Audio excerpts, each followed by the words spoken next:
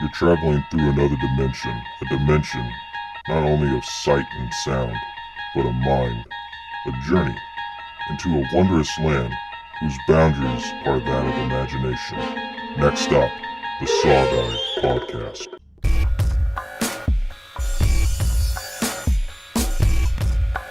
Like scary movies. What's your favorite scary movie? Here's Johnny. He'll tear your soul apart. The boogeyman is real, and you found him. Game over, man. Game over. What do you want?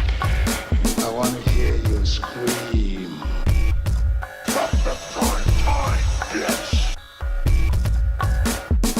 Welcome to the SaWGuy podcast. As always, I'm the SaWGuy. This is episode 17 on the Twilight Zone, submitted for your approval. That's right. I know a lot of people, they forget about Twilight Zone. I wanted to bring this up as a topic on an episode for Twilight Zone because the last people to actually watch it and enjoy it was my generation. And you hear all these new generations, they kind of play winks on it, but they really don't know what the Twilight Zone is. It's funny because I had a conversation with somebody over social media, and the only thing that people would tell me, like this newer generation, they would tell me, "Oh, Twilight Zone, isn't that ride at Disneyland?" And I'm just like, "Are you serious? You've never seen the TV show?" And after that, I was like, "Okay, hands down, I have to do an episode on the Twilight Zone." So what is the Twilight Zone? Hopefully, most of you horror fans have heard it, at least the general horror fans. But you crazy motherfuckers like me, we lived it. We loved it, A lot of people forget, but anyways, I'll break it down to you on what the Twilight Zone is. It's a TV show written by this guy. His name was Rod Serling. Who is Rod Serling? He's a guy who's always smoking, or he's like introduces you to every episode of the Twilight Zone. You hear his voiceover, and he's the guy who really started it. And a little background information on him before I get started on this episode. Basically, he's just a normal, average guy who he did a lot. He really did. He served his time in World War II, and during his time that he was in World War II, he was, kind of doing a lot of writings that he had, not predicted, but I know it was one of those things that just to pass the time. He was a military guy. So he would write horror movie stories. Well, horror stories, not horror movies. But some of them, he had some intentions to do it, like writing it as a TV show, some as a movies. But when he got out of the military, then he sent it out to CBS, and then the rest was history, And a lot of people are like sketchy on Rod Serling because of the fact of everyone thinks, oh, he didn't do too much. I'm like, he is the old school horror. He really was, because it was around a different time. Because the Twilight Zone, when it came out, was 1959 to the 60s. I think I wrote it down in my notes, 1964. And with the Twilight Zone, it was a lot of his writings was in through it. I mean, he didn't write every episode, but he had his hands on everything because it was his show. It really was. And it really took off because it was the first of its kind. It was a first ever horror-themed TV show. And I know some of you people are like thinking, you sci-fi people that really like sci-fi stuff, people are going to argue and say, oh, it was more sci-fi, not horror-based. Now, I'm going to call you bullshit on that because what Rod Serling meant, and a lot of his interviews, I did a lot of research, he mostly did it on a lot of his stuff that he grew up with, a lot of facts, a lot of beliefs, and he played off a lot of real horror epic stuff. And it wasn't, and some of them, yeah, they did had sci-fi twist to it, they were aliens and shit like that, but it was more or less, he was digging in for the fear of the unknown, which makes it really damn good. Some of the episodes, I even wrote down a list of my favorite episodes, which are like majority of everyone's favorites. But anyways, he did a lot of good things with the Twilight Zone series, right? So that's enough from Rod Serling right now. I'll get into the Twilight Zone, what it was all about and things like that. And a lot of people, they remember the Twilight Zone because they reincarnated it, through the years. Obviously, in the 60s, it was really good. Well, late 50s, early 60s. Then all of a sudden, he just got tired of it, Rod Serling. He went on to do other shows like Night Gallery and a bunch of other ones. They didn't become as popular as Twilight Zone because they more or less treated to the horror aspect versus the sci-fi and a little bit of everything. Later on, unfortunately, he passed away. and it's kind of sad how he passed away, if you've ever looked it up or anything. I'm not trying to be a Debbie Downer for this episode, but when he passed away, his family carried on his name, and which was pretty cool, because then they came back in the 80s, and they did the 80s version of the Twilight Zone. So they still had him included, like his voiceovers and stuff like that. They still carried over a lot of his original stories from the 50s, and they just reincarnated it to like the 80s. That lasted okay. I mean, it lasted 4 years, not as long as the first run. And most of the famous actors that were in it, now they're famous, like Robert Downey Jr. and all those other people. Then it just kind of died down. And then they brought back the Twilight Zone TV series again for the third time in 2000. But this time they had nothing with Rod Sterling in it. So they brought in Forrest Whitaker to be like your host and everything. And then you have more of the famous actors that weren't famous at that time, but now are famous that were in it. If you ever get a chance to catch them, I know the original series is on CBS. I think the remakes are on there too, the 80s version and the 2000s. So check them out. I mean, there was a lot of good episodes. There really was. But anyways, back to the Twilight Zone, the original series. What made it so prominent? Well, back... it was a different time for what it was. Obviously, you know, that's when they only had a few channels at the time. And you would have to wait at least once a week for when a new TV show would come on. Everybody got crazy over the Twilight Zone because it messed with so much different aspects of everything. It always played on the what if. There was a lot of episodes that had to do with social issues. Well, I wouldn't say so much discrimination and racism, but there was a little bit kind of tied in. I mean, there was a little bit of a message for some episodes. I know it became popular from the first episode, and this is actually one of my favorite episodes, is the very, very first episode, because the first episode, it dealt with a guy who wakes up, and the whole time he's just talking to himself, and and the whole time while he's talking to himself, he's going around and seeing it's like basically he's the only man left on Earth, and then he goes through from walking from different towns and stuff like that. Later on, you find out in the show, towards the end, because all of his shows were only half hour, except I believe it was season 2 or 3. That's when they ran it for like an hour long, but I'll get to that in a second. But anyways, in that first episode, the ending, you find out, like, why the hell is this guy the only person left on the world, you know? And then you find out it was a military experiment where they sedated this guy and they put him in a room, and they basically were watching in his head what he would do if he was the last man on Earth. And it really messed with a lot of people's minds in America at that time. You know, even still now, if you do something like that, it still mess with people's minds. Because it played on the aspect at that time that was going on. It was a different time. You know, you have to worry about the fact that I think Korea War was going on. It was the early stages of the Vietnam War. So it played in like, maybe, are they doing government testing on people like this? Could they be doing that? You know, and it just played into that whole aspect of it. Right? Other episodes... I know I wrote this one down. Where is it? A Stop at Willoughby. I know some of you are like, oh, I remember that because you posted that on social media. Yeah, you know. That was another one of my favorite episodes on there, by the way. A Stop at Willoughby was an episode, and I think Rod Sterling, he wrote that whole episode, and somebody else helped him with the screenplay. But anyways, the whole episode was about this guy.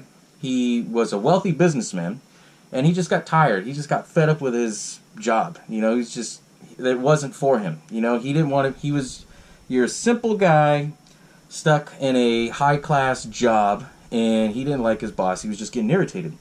He married a high-maintenance wife who wanted him to maintain that job. And he was just going crazy over it. And during that time, I think the story takes place in New York. It's like one of the big major metropolis cities, because it shows a scene that he's sitting in a train from work to home and back and forth, right? Well, he's on the train, he falls asleep. And while he falls asleep, in his dream, he wakes up, and he's in this town called Willoughby, right? And everything around there looks all perfect. He was asking questions like, where the hell is Willoughby? You know, I mean, what time is it? You know? And the conductor on the train's telling him, oh, it's 1855, it's a hot, sunny July day, and it's always perfect in Willoughby. Then he would wake up, and then he would have to go home, deal with his wife, deal with his bullshit at work. Later on in the story, he just got fed up at work, and he calls his wife and says, hey, I'm tired of this, I want to stop this, will you be there for me, and will you be at home waiting for me? She hangs up on him. he goes crazy, and on his way home, he eventually, goes same route, goes into the train, falls asleep. He hears about Willoughby, and he just says, you know what? Fuck this. I'm gonna get off on this stop at Willoughby and go and enjoy myself. So eventually, in his dream, he gets off. He goes to Willoughby, and he's enjoying himself. He sees all these country kids, catching fishes on a stick and a line and all that shit. Well, later on, you find out he was dreaming, sleepwalking. And while the train was going, he had jumped off. They don't show this, but they implied it, and they showed a scene where the conductor stopped the train, and he's down there, and his body's just, laying on the mat, and he was saying, yeah, the guy was talking about Willoughby, and just all of a sudden, he just jumps out of the train. Like, what the fuck? I don't know what happened. It was an accident, right? So they zip up his body, and as they're putting him on the gurney and loading him up in the car, all of a sudden you see it says Willoughby Funeral Homes. Whoa, what the fuck, right? They did this in 1959 in October. That right there just pushed the envelope. I mean, it just really...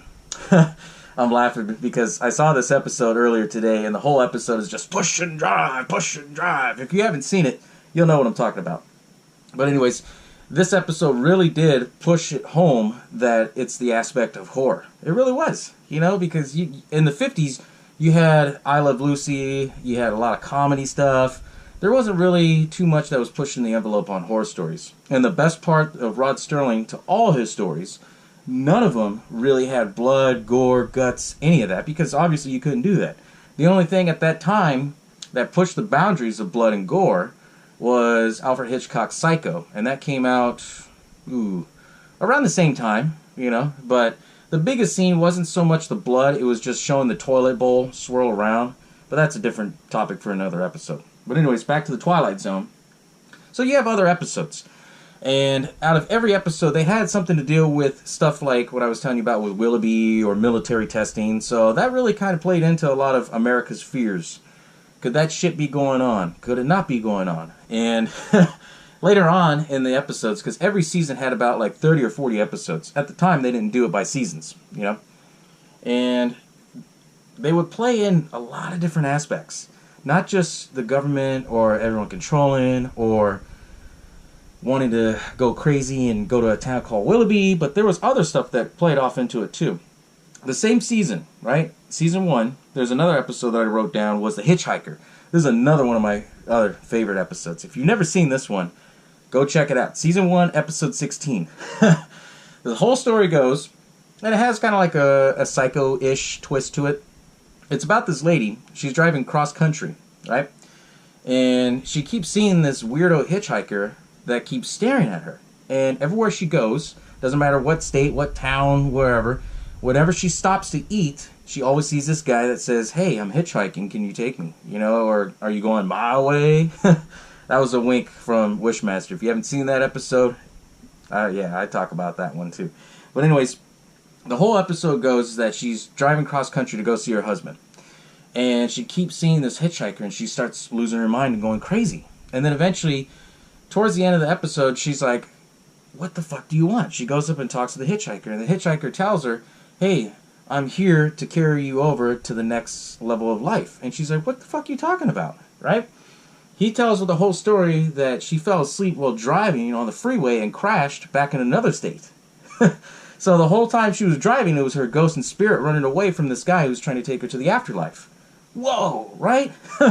You don't find that out towards the end of the episode, but Rod Serling, he did a great job on building the thriller, the suspense, the chase. I mean, he was a pioneer for his time. It really was, because it was during a time where America was afraid of everything, the culture was different, and you had everything going on in America. Like all the shit that we were going through now, they were going through it 10 times worse before.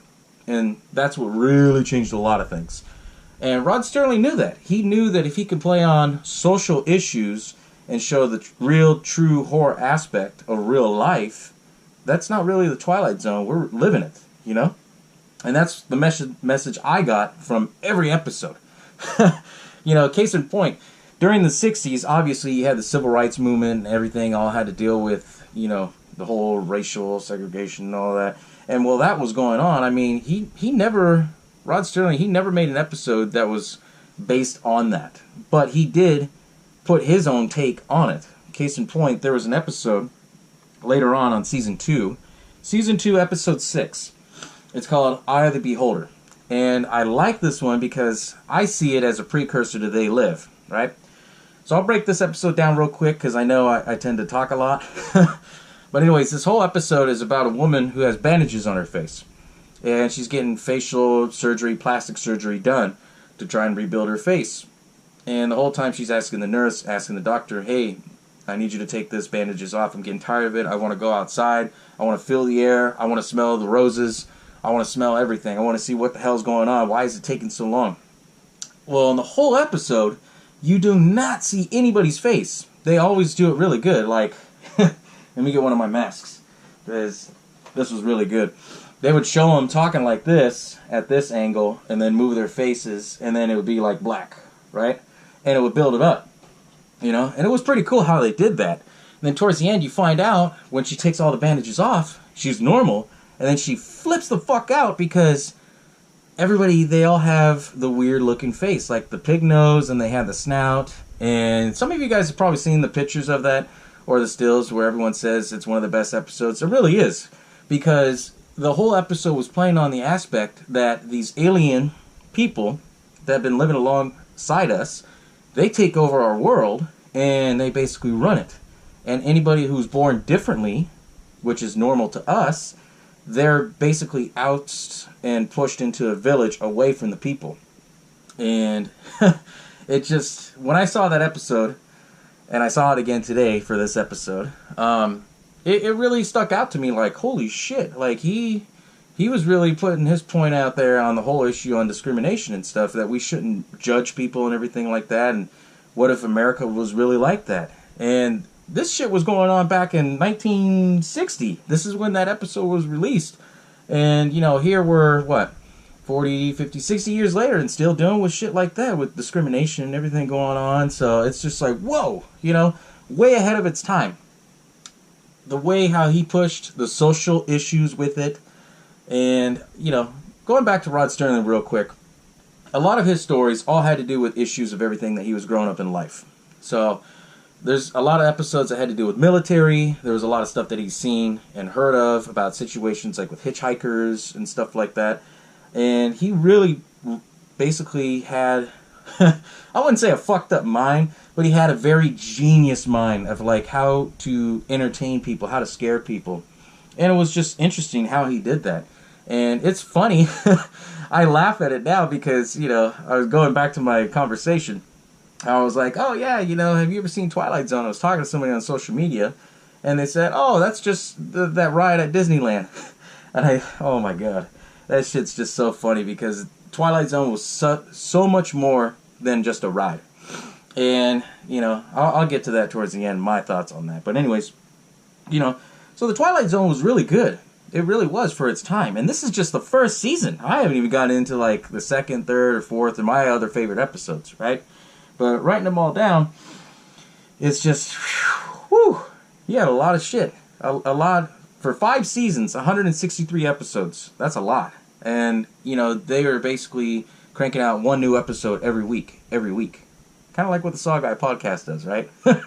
You know, so, but anyways, I also wrote down more. I'm going to get into my favorite episodes, not so much of everything else.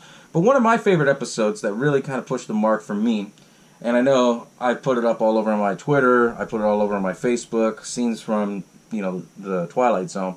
My favorite episode was The Nick of Time. And if you've never seen that episode actually was the first episode that William Shatner starred in. He got his big break because he did Twilight Zone. And then later on he got cast in as Captain Kirk. Then they used the mold for his face from Michael Myers, and the rest is history. We all know that, right? But anyways, going back to my favorite episode, the episode is called Nick of Time. Him and his wife, they were driving from, you know, town to town, you know, and their tire blew out. That's basically what the story was about. And when the tire blew out, they stopped at the small town to see if they get the tire fixed, get the part fixed on the car or whatever. They go into a diner, and as they sit, there's this weird-looking napkin holder, and it says Mystic Steer. insert a penny and ask me a yes or no question, and I'll give you your fortune. It was a fortune-telling machine on a napkin rack, right? So he starts asking it yes and no questions, and then it starts becoming true. Then he starts getting addicted to it like a gambler. Like, okay, are we going to be okay if we leave at 3 o'clock?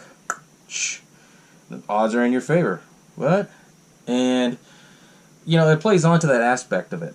And then his wife starts freaking out, thinking it has to deal with demonics and stuff. And then she says, I don't want to deal with it, let's go. They leave the diner. They almost get hit by a car.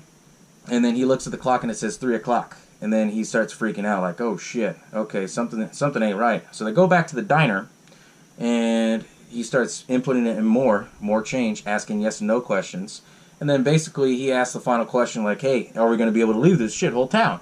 And the card comes out. I can't remember if it says the odds in your favor or if it says yes or somewhere around those lines. Then all of a sudden the mechanic comes in and says, hey, your car's ready. And then they leave. As they leave, 2 minutes later, you see these other people all in rad clothes and stuff, and they're asking the Mystic Steer the questions. Are we going to be able to leave this town? And that was always my favorite episode because just the fact that William Shatner, he was in it, and then 2, they played off not the cult, but it was more or less like the mysteries of things, like how could this little napkin holding fortune telling machine predict the future? Is it works of the devil? Is it works of just they're in a 5th dimension? And it played off into that, and that was always my favorite episode. To this day, if I watch any episode of Twilight Zone, that's the episode I'm going for. But there's other ones too that were really good. My other favorite one, I was probably going to do a promo on this, but I ended up scrapping it. But it was an episode called The Living Doll. If you've never seen that episode, that was more or less towards the end of the series, Season 5. It was Episode 6, one of the first few episodes of that.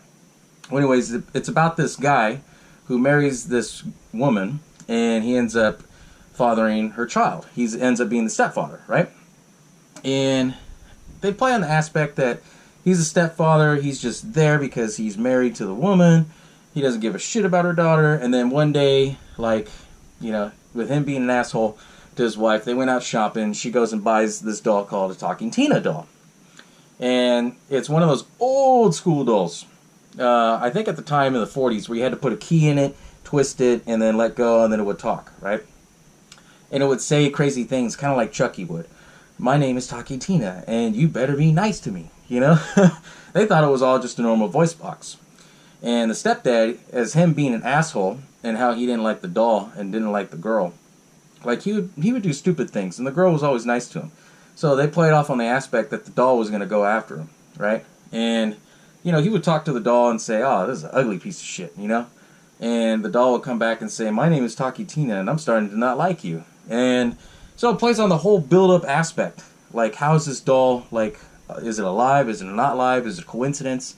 Then eventually you find out that, I can't remember, if he falls down the steps, he slips and falls or something, and he gets killed, the stepdad. And the stepdad, he's the actor who plays in Kojak. If you've never seen Kojak, it's another old TV show.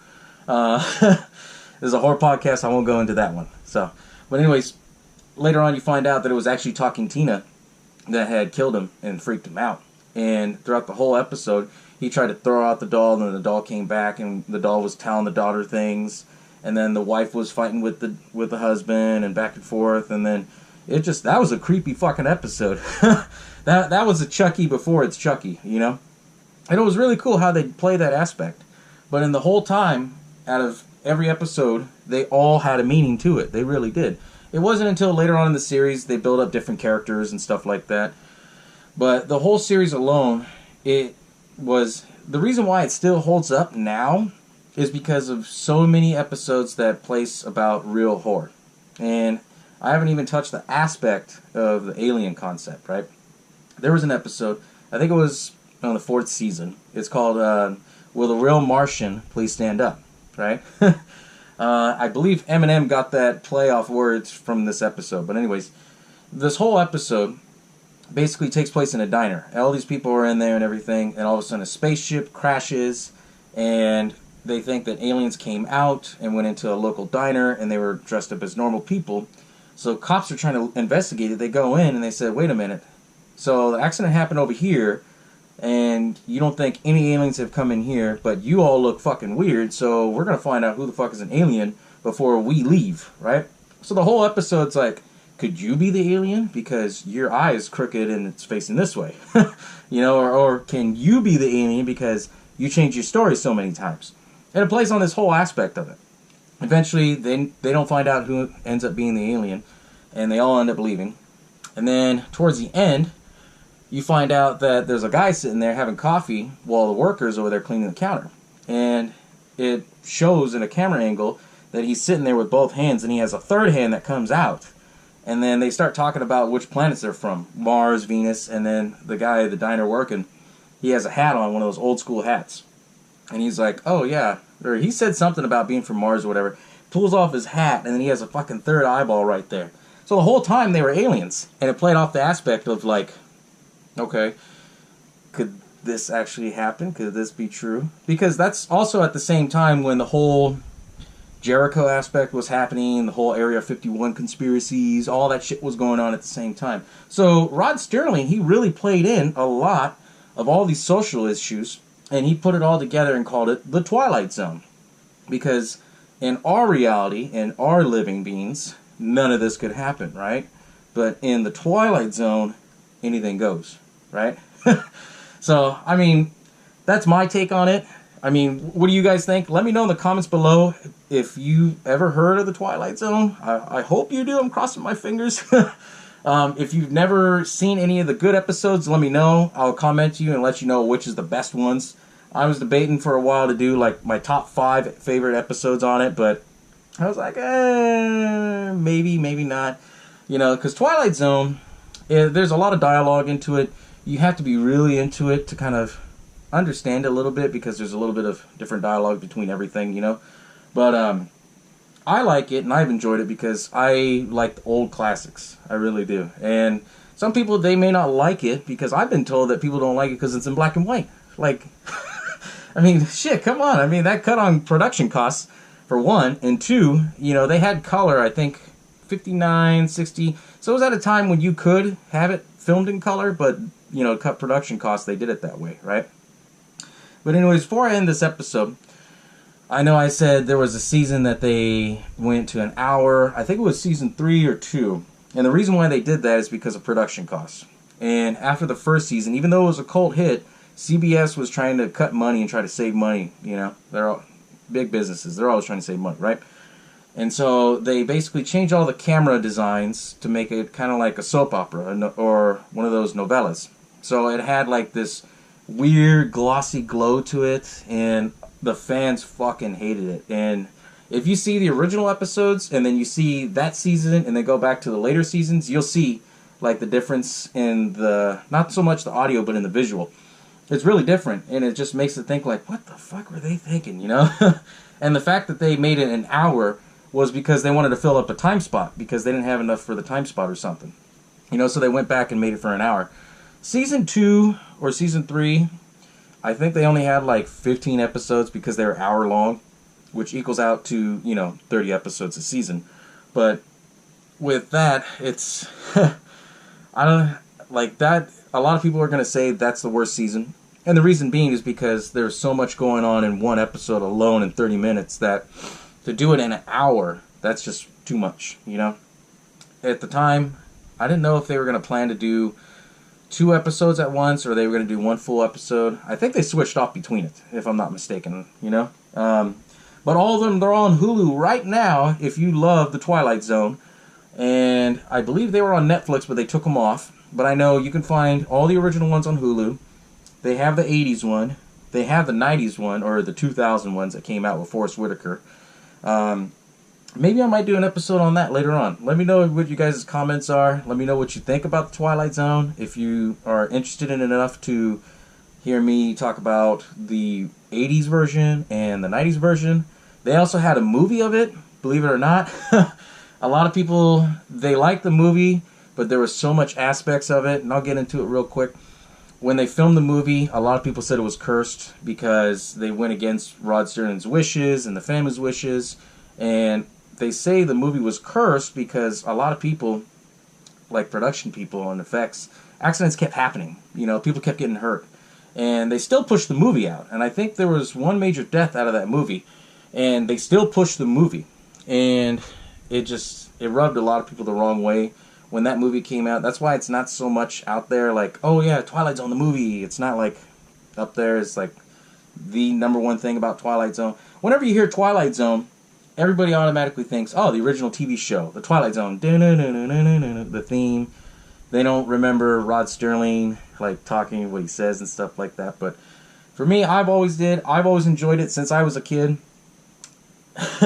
Let me know your guys' comments on it, your thoughts. I'm always interested to hear, because I always enjoyed it.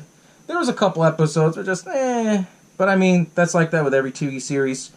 I normally don't do my episodes on TV series, but, I had to go with an original OG. And if I'm going to go with original OG and basically prove people wrong that Twilight Zone wasn't just more than a Disney ride, I had to bring this episode up, Kind of a refresher. And real quick on the Disney ride. They had it in California. I don't know about the Florida one, if they still have that. But I know in California they had one since 2005. It was a badass ride. I'm not a Disneyland guy. I obviously, right? But the times I've gone, that was the only ride I would ever go on, is just that ride. Because of the Twilight Zone. They did it so great. They had all the original. It was like a lost episode, but they filmed it as an experience when you go on a ride. Now, I think it was last summer, they closed it, and they converted it over to this whole new Marvel crap thing with Guardians of the Galaxy. Yeah, they killed it, I know. But I'm still going to bring the Twilight Zone to y'all, so that way y'all get your Twilight Zone fix. But anyways, thank y'all for joining me in the Twilight Zone. I'm glad that you enjoyed this episode. And this was, like I said, submitted for your approval. So I'll catch y'all next time.